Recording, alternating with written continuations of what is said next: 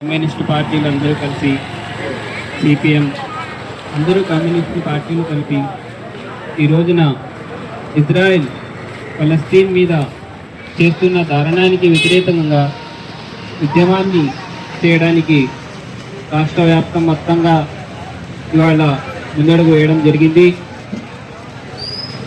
ఈ రోజునైతే ఇజ్రాయెల్ మీద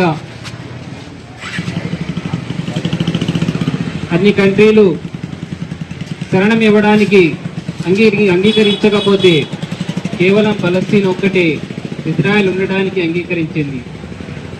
చిన్న మొత్తంగా ఇచ్చిన స్థలాన్ని ఇజ్రాయెల్ ఫలస్తీన్ మొత్తాన్ని ఆక్రమించి ఇవాళ ఫలస్తీన్లో ఉన్న ప్రజల మీద ఎన్నో ఆక్రమణలు కానివ్వండి, వాళ్ళ ప్రాణాలకు ముప్పు కానివ్వండి, వాళ్ళ మీద యుద్ధాలను ప్రకటించడం కానివ్వండి చేస్తున్న సంగతి మీకు అందరికీ తెలిసిందే. ఇవాళ ఫలస్తీన్లో చిన్న చిన్న పిల్లలు దాదాపుగా 18,000కు పైగా చనిపోయారు. అందరు ప్రజలు కలిసి దాదాపుగా 36,000కు పైగా చనిపోయారు. కానీ వాళ్ళు ఏం చేశారు? వాళ్ళు కేవలం ప్రజలు మాత్రమే. కానీ ఆ ఇజ్రాయెల్ దాడులను అంతవరకు ఆగలేదు.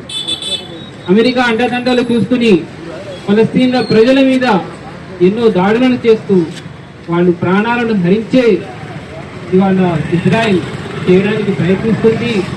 ఇంతటితో ఆగకుండా మొత్తం ఫలస్తీన్ని కబ్జా చేయడానికి, తన ఆక్రమణలో తీసుకోవడానికి ప్రయత్నిస్తుంది. నేను ఒకటే చెప్తున్నాను, మానవత్వం ముందు, ఆ తర్వాతే మతతత్వం.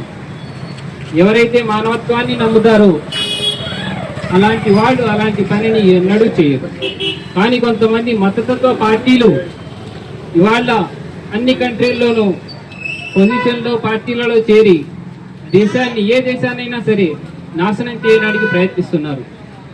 ఎక్కడెక్కడైతే వాళ్ళు ఉంటారో వేరే కమ్యూనిటీ వాళ్ళ మీద దాడులు చేయడం, వాళ్ళని గొంతు నొక్కేయడం వంటివి చేస్తున్నారు. ఇది మానవత్వానికి ఎంతో చెడు పేరు తెచ్చే పద్ధతులు. నేను ఒకటే చెప్తున్నాను, ఇజ్రాయెల్ చేసే పని అందరికీ తెలుసు. కాబట్టి మన సపోర్ట్ ఎప్పటికీ కూడాను మానవత్వానికి ఉండాలి. ఎక్కడైనా సరే, ఫలస్తీన్ అనే కాదు, ఎక్కడ దాడులైనా సరే, ఎక్కడ ప్రాణహాని జరిగినా సరే మానవత్వంలా మనం ముందుకు రావాలి. Down down Israel, down down Israel, down down Israel, down dam.